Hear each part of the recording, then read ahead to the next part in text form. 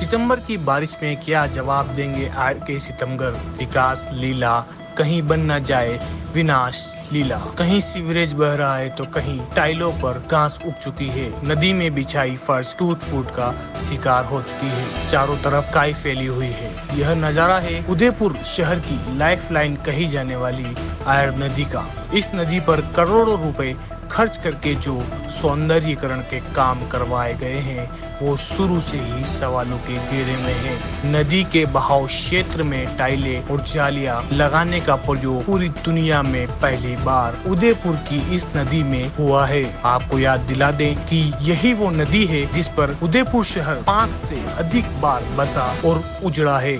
आयर नदी के विकास कामों का आज जब हमने जायजा लिया तो मन दुखी हो गया। सीवरेज होल में छेद है और जगह जगह से नदी में मल मूत्र बहकर आड़ के पानी को गंदा कर रहा है। सुभाष नगर के काजवे के पास व उससे पहले सीवरेज मेन हॉल से पानी रिस रहा है व आयर नदी में समाहित हो रहा है। नदी में निरंतर सीवरेज बहने का असर आसपास के ग्राउंड वाटर पर भी पड़ रहा है। नदी बहाव वाले रास्ते पर करोड़ों रुपया बर्बाद करके बिछाई पत्थर फर्शी भी टूट फूट का शिकार हो रही है। कुछ जगह पत्थरों पर कीचड़ पसरा हुआ है और तो कहीं पर काई जमने से बदबू आ रही है। रिवर और सीवर का यह मिलन सचमुच बहुत बड़ा चिंता का विषय है। सुंदर और सदा नीरा आयर नदी के सपने को देखते देखते हमारे शहर के नेता उसे किस हाल पर ले आए हैं, यह देखकर रोना आता है। बाहर से आने वाले लोग तो अभी से पूछने लगे हैं कि यह नाला कहां तक जाता है। जब बताया जाता है तो लोग आश्चर्य करते हैं कि यदि यह नदी है तो पानी आने पर टाइलों का क्या होगा। ये जो घास जनता के पैसों से लगाई गई है क्या वो वाटरप्रूफ है जो नहीं बहकर जाएगी। इन सभी प्रश्नों पर नेता और प्रशासन पूरी तरह से मौन है।